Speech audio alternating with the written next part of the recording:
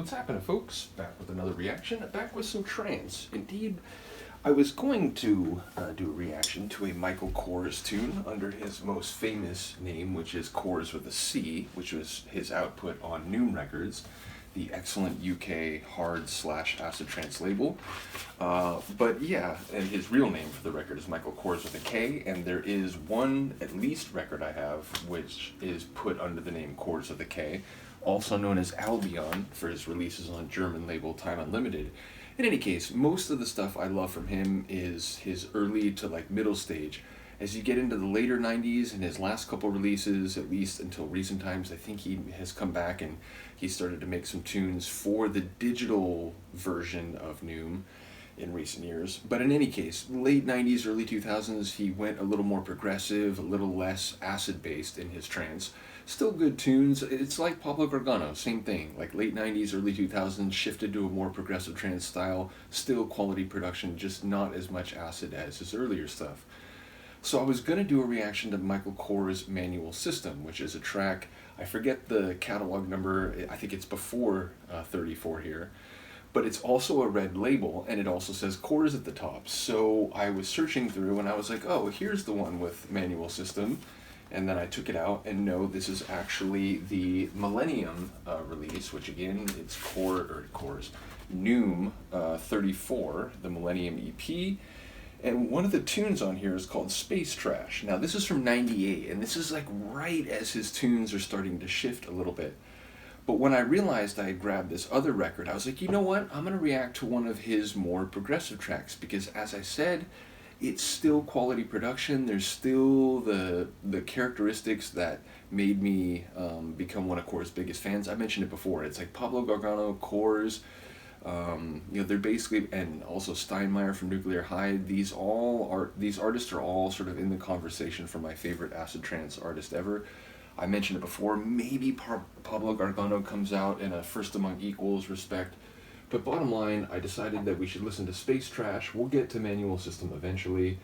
But yeah, this is a tune that, it's hard trance, it's melodic trance. There probably is some acid work in it, but it's less acid trance than most Michael Kors tunes. So here we go from Noom Records 1998 and Catalog 34. This is Kors, and the tune is Spacetrash.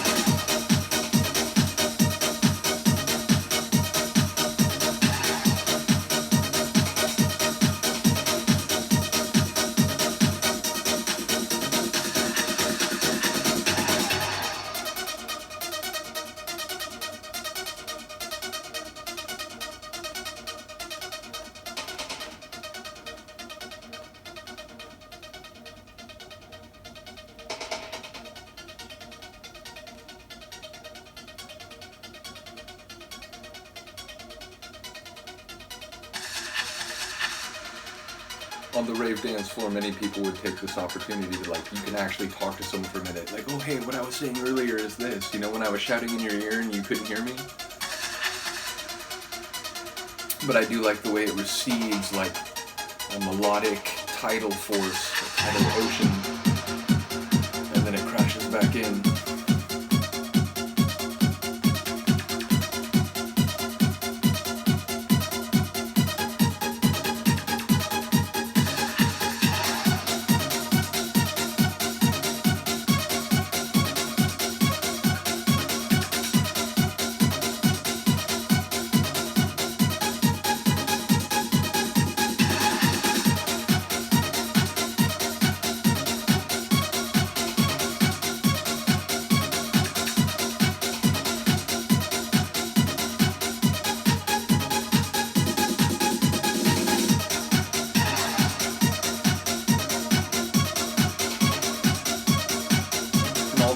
Bits, that little drum roll, that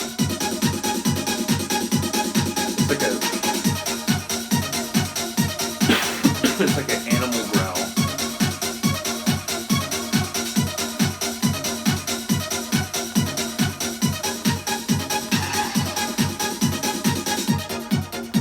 Or like some industrial cable, I'm not sure.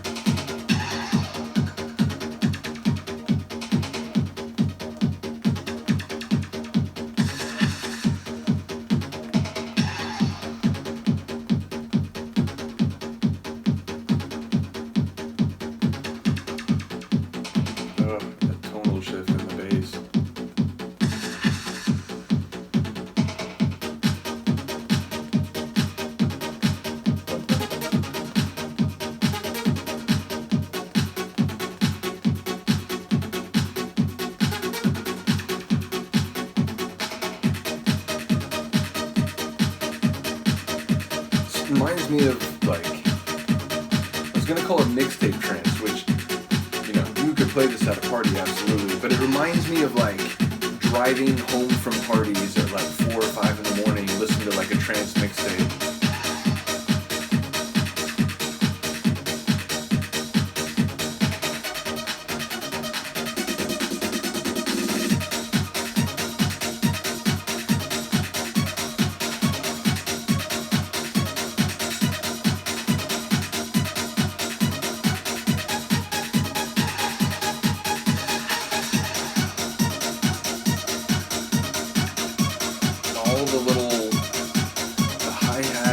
Cymbals, all the slightly shifting percussive configurations.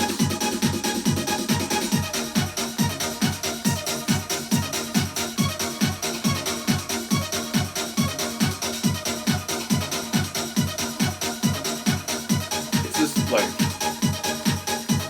the trance parties I went to from, again, like 97 to maybe 99. It's like, this is the vibe.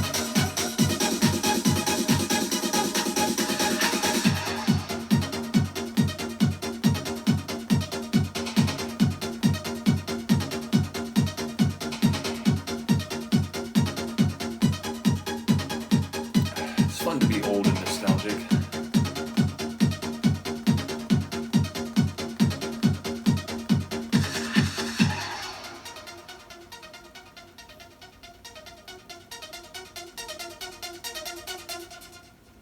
Love it. As I said, at the time, it may feel, or it may have felt atypical. Now, admittedly, I didn't catch up on everything Coors was doing. I knew a couple of his tunes, certainly, by 98, which is when I got turntables, spring of 98.